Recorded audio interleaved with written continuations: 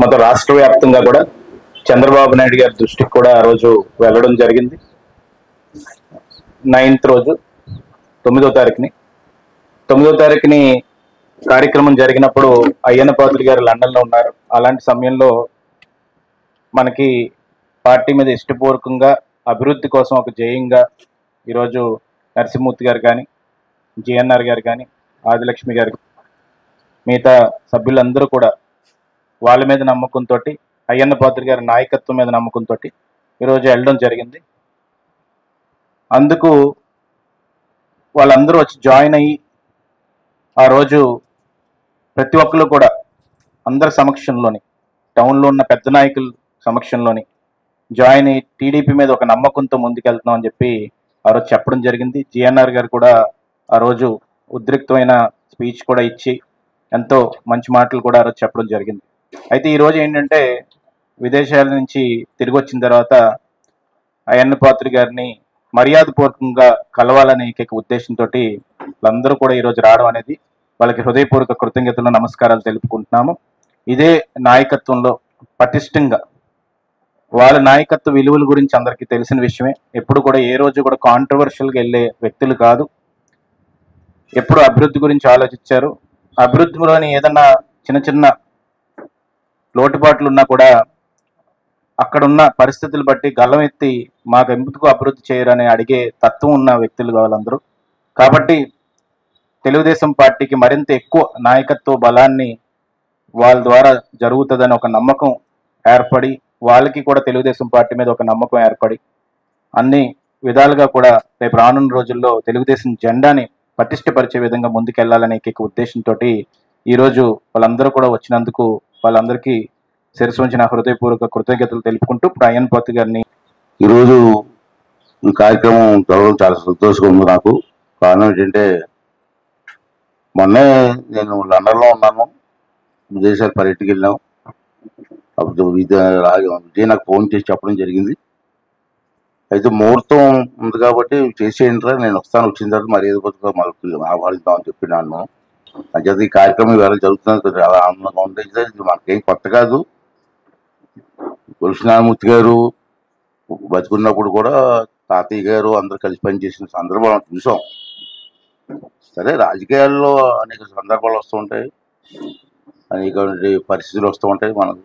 మనం చూస్తూ ఉన్నారు, దేశంలో రాజకీయాలు చూస్తూ ఉన్నాం. అనేక కారణాల వల్ల దూరం అయ్యాం.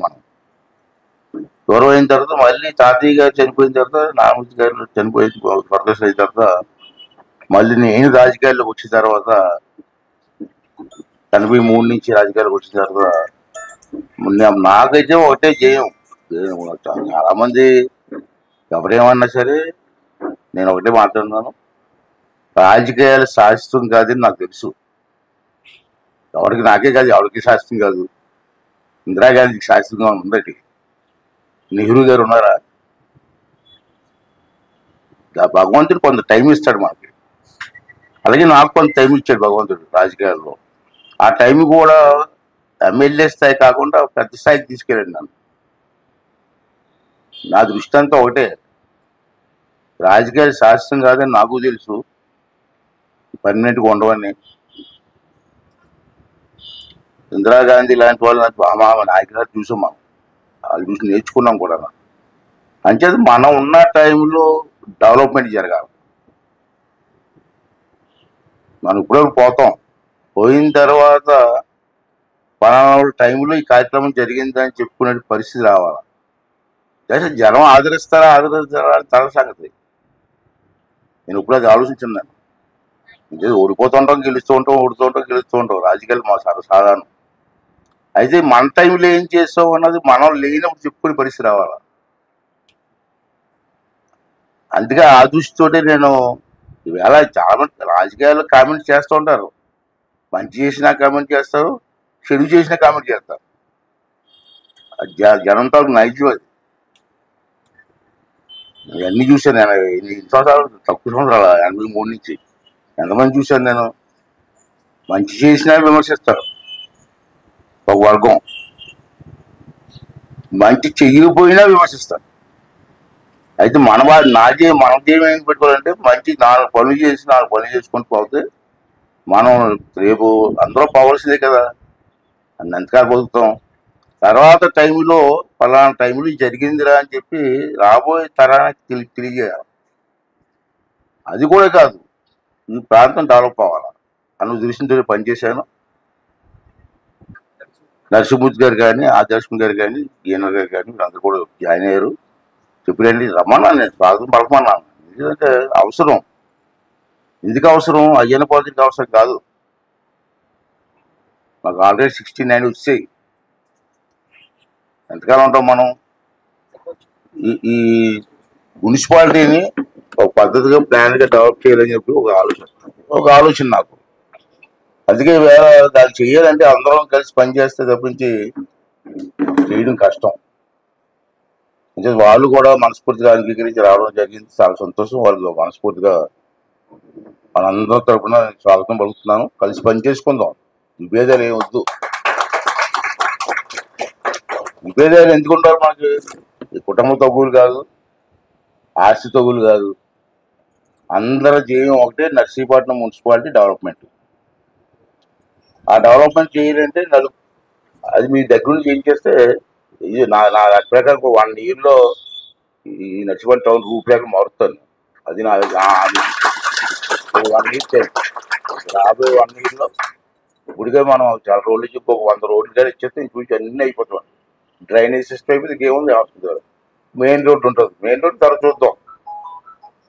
ఇవన్నీ కూడా మనం చేసుకుందాం. 1 టైంలో జరిగింది, ప్రమాదం జరిగింది చెప్పి ఒక ఆలోచన పిల్లలకు రావాలి.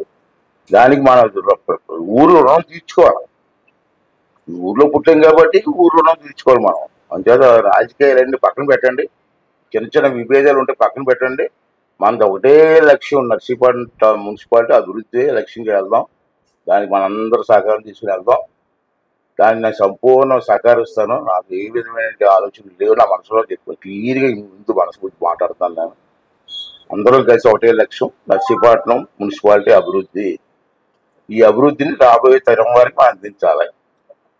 ఇదే లక్ష్యంగా పనిచేద్దామని చెప్పి అందరినీ కోరుకుంటూ, అందరూ కూడా ఈ గ్రామంలో ఉన్నటువంటి అన్ని వర్గాల వారు, అన్ని కులాల వారు కూడా మేము చేపట్టిన అభివృద్ధి కార్యక్రమానికి పూర్తి సహకారం అందించమని చెప్పి మీ ద్వారా ప్రజలందరినీ కూడా మనస్ఫూర్తిగా కోరుకుంటున్నానండి.